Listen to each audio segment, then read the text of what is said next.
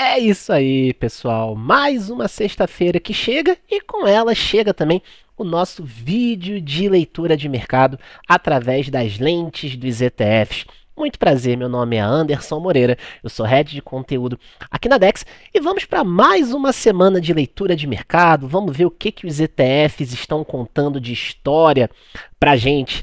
Mercado ainda bastante mexido com tudo que tem acontecido lá no Oriente Médio. E aí, vamos ver como é que nós estamos caminhando aí para o fechamento da semana. Quero reforçar aquele pedido que eu sempre faço. Se você ainda não é inscrito, aproveita, já se inscreve aí, deixa o seu like, clica no sininho para não perder nenhuma novidade e compartilha esse vídeo.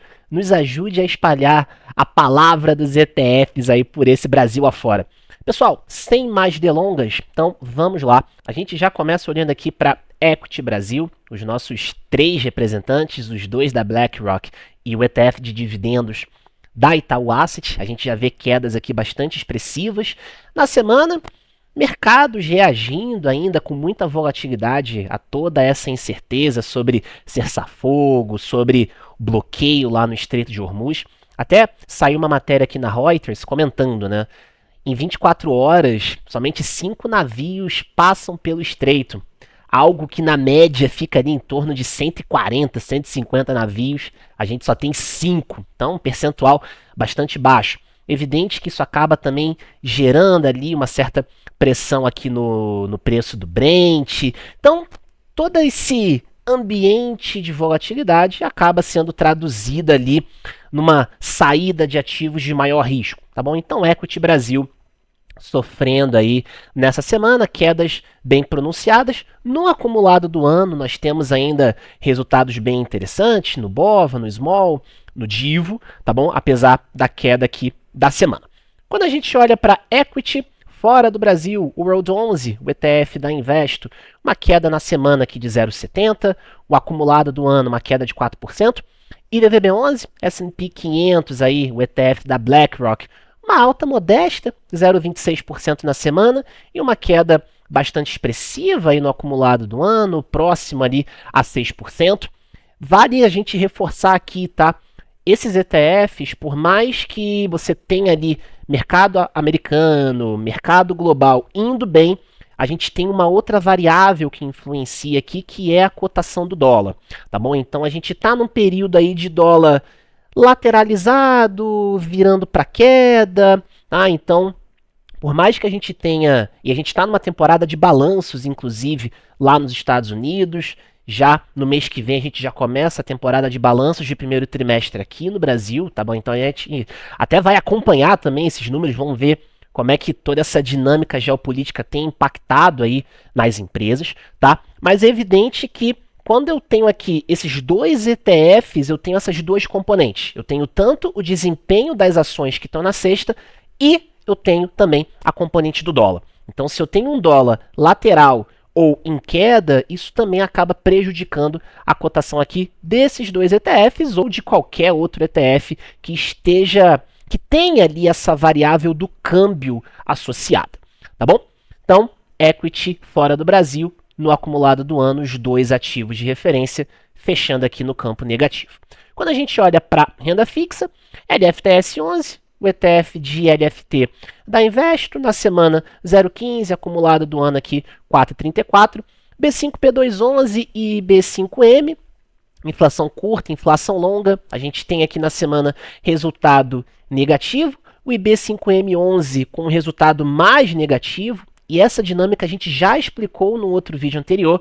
Como aqui eu tenho uma duration mais alongada, qualquer movimentação que eu tenha na curva de juros, o resultado aqui vai ser mais pronunciado. E a gente até aproveita para trazer aqui, olhando para a curva de juros futuros de 2031, nos últimos 7 dias a gente vê uma abertura saindo ali de um patamar que tocou ali por volta de 13,20, indo para um patamar aqui 13,60, 13,55.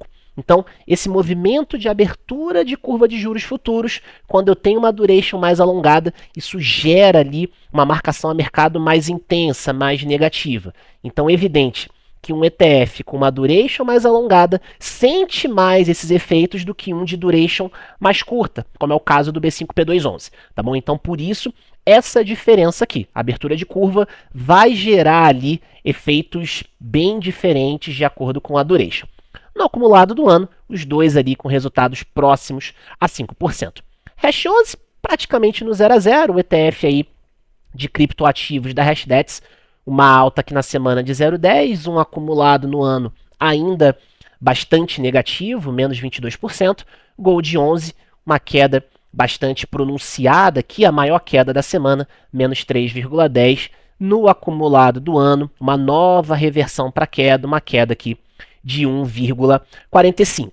Então, mercado ainda bastante indefinido, muito movido ali por conta de manchetes, declarações, notícias a respeito aí do conflito no Oriente Médio. Então, a fotografia aqui da semana, como é que ficou? Nosso top 1 S&P 500, seguido aqui LFT11, Hash 11 com uma alta aqui de 0,10 e daí todo mundo no campo negativo, inflação curta, inflação longa, World 11, BOVA, Divo, Small 11 e o Gold 11. Então, o mercado sentindo bastante, né? Ativos aí de renda variável sentindo bastante, e até mesmo ativos de renda fixa, por conta de toda essa instabilidade, reabertura de curva de juros. Então, a gente tem esse impacto aqui na marcação a mercado. Quando a gente olha para a nossa tabela setorial, a gente também vê aí no acumulado da semana um mar vermelho aqui. Então a gente vê aí setor financeiro, que aqui só tem um ETF, que é o FIND 11, o ETF da Itaú Asset, uma queda na semana aí superior a 4,5%, no acumulado do ano aqui 15%, setor imobiliário 0,38%, setor de materiais aqui uma queda aí de 2,50%, no acumulado do ano 3,83%, utilidade pública no acumulado do ano aí mais de 23%, mas no acumulado aqui da semana uma queda aí de 0,42%. Então a gente vê de fato alguns ativos aqui no campo positivo, né? Então, olhando para ações lá nos Estados Unidos, large cap, focada em crescimento, alta de 0,76, né? Focada ali em valor, fator valor 0,87. Quando a gente vem aqui para o ambiente de cripto, a gente tem aí um cenário bastante pessimista, olhando para a semana e também olhando para o acumulado do ano. Então, uma semana realmente de muita negatividade aqui nos nossos mercados. E aí vamos para a nossa tabela, a famosa tabela de retorno trimestral, como é que nós estamos caminhando aqui para o final de abril, tá bom? Então, no top 1, cripto, Hash 11, a gente tem aqui uma alta no trimestre próxima a 9%, o top 2 aqui, IVVB11, 5,26%, seguida aqui do World 11, 3,85%, inflação de longo prazo, IB5M11, aqui ocupando o top 4%, BOVA 11 aqui, uma alta no trimestre próxima a 2%, B5P211, a gente tem aqui o LFTS, Small 11, Divo e o ouro fechando aqui no campo negativo no trimestre, uma queda aí de 3,40%. Maravilha. Então, maiores altas da semana, a gente tem aqui no acumulado da semana, maior alta aí com o Chip 11, o ETF que dá exposição em empresas de semicondutores, focadas aí em semicondutores. A gente tem visto algumas divulgações de balanço, a gente está na temporada de balanço lá nos Estados Unidos, números ainda bastante robustos dessas empresas, tá bom? Então isso acaba também puxando o desempenho. No acumulado do ano aqui, a gente tem uma alta no Chip 11 aí próxima a 21%, tá? Pequim, uma alta aqui de 2%, ETF da Bradesco Asset, que dá exposição a empresas lá de China, tá bom? CSI 300, as 300 maiores empresas da China, no acumulado do ano uma queda aí de 0,50, tá bom? Então a gente tem aqui o Heavy 11, que é o ETF lá da Itaú Asset, uma alta na semana de quase 2%, beleza? E quando a gente olha para as maiores quedas da semana, o nosso top 3 focado aí em criptoativos, o ETF de Solana, uma queda na semana aí de mais de 6%, no acumulado do ano, queda de 38%. ETF aqui focado em metaverso, Meta 11, o ETF da Hashdex, queda aí de mais de 5% na semana.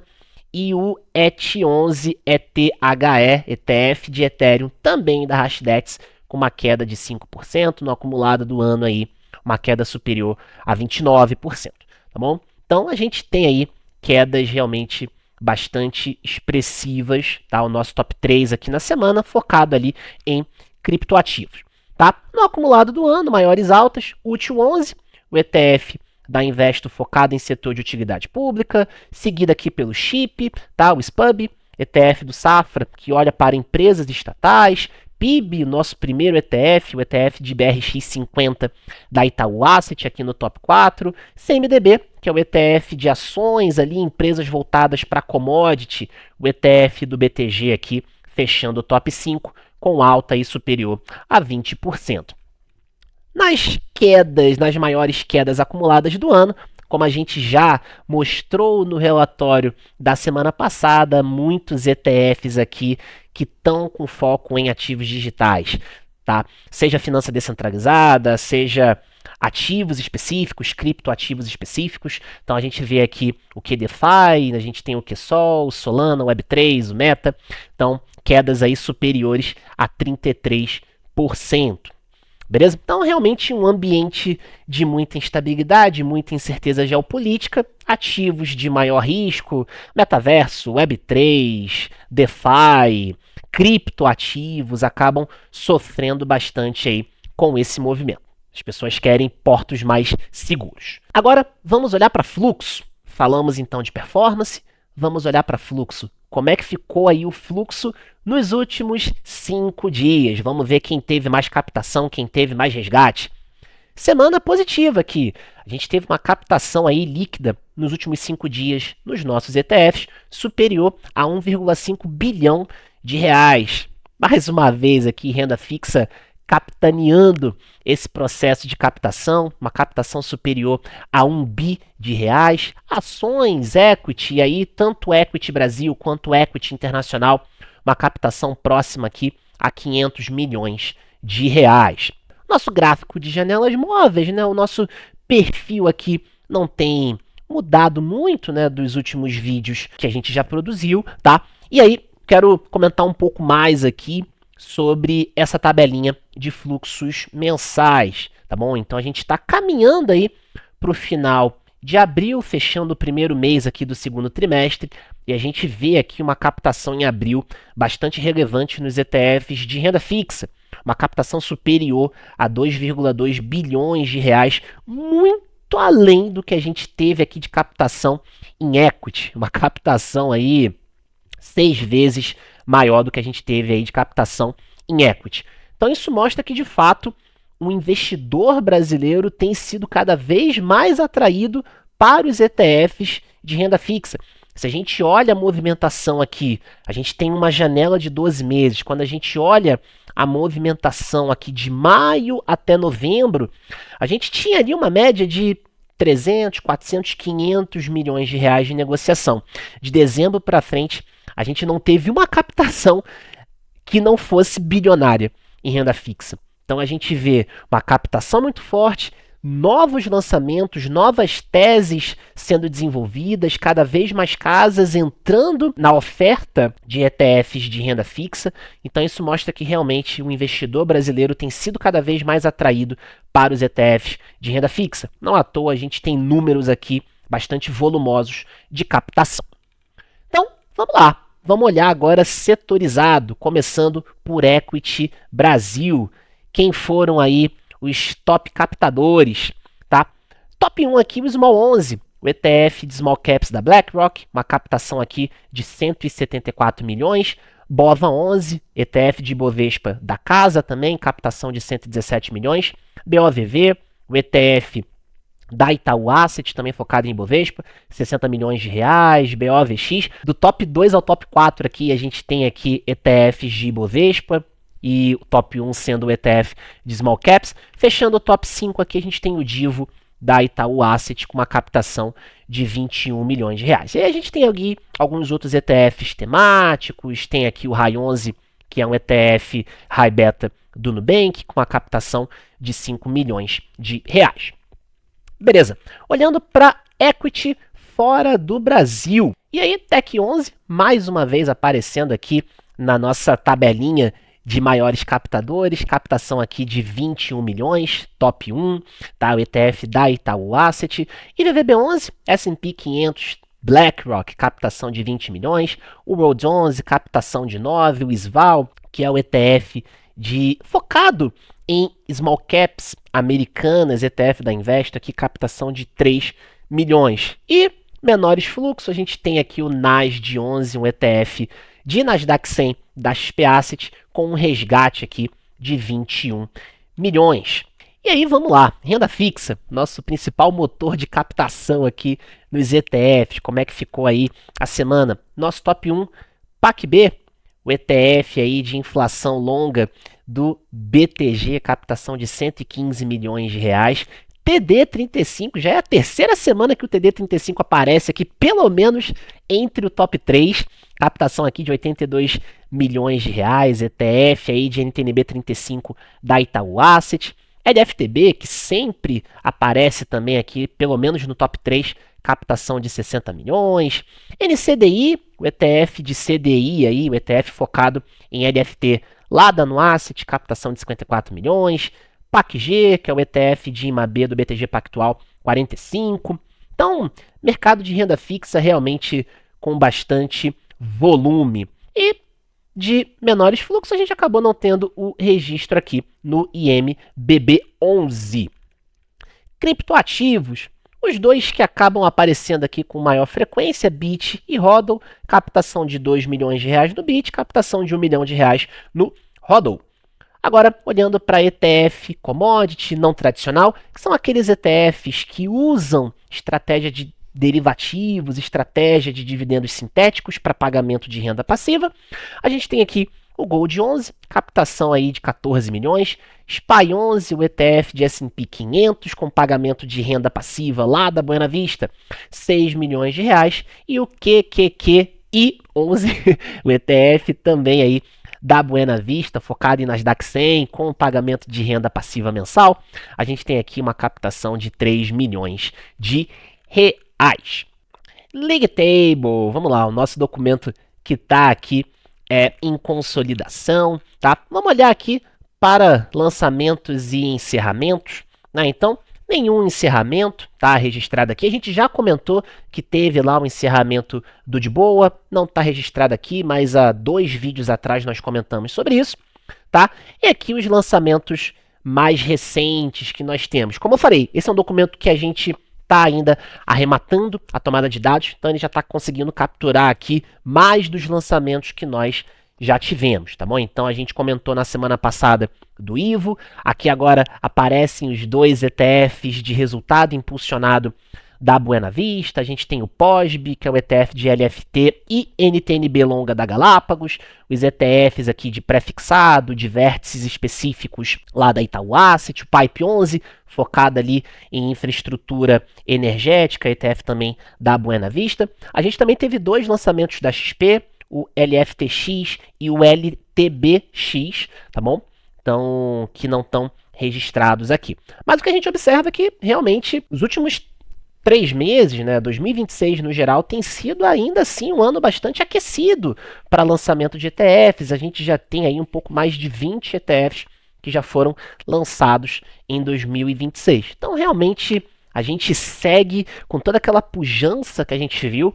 Ano passado foi ano recorde de lançamento, mais de 60 ETFs que foram lançados. Vamos ver se esse ano a gente vai bater o recorde, se vai manter na mesma linha.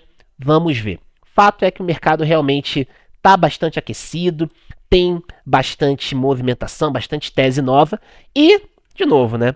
Quem tem puxado muita captação aqui para os nossos ETFs, renda fixa.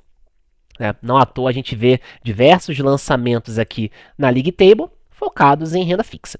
Então, como é o caso aqui do POSB, o 5 Pré, o TD35, 50, 60 e os 2 ETFs da XP. Então, de fato, renda fixa tem sido algo que as gestoras têm olhado muito mais e tem sido realmente um motor de captação quando a gente fala dos ETFs aqui no Brasil.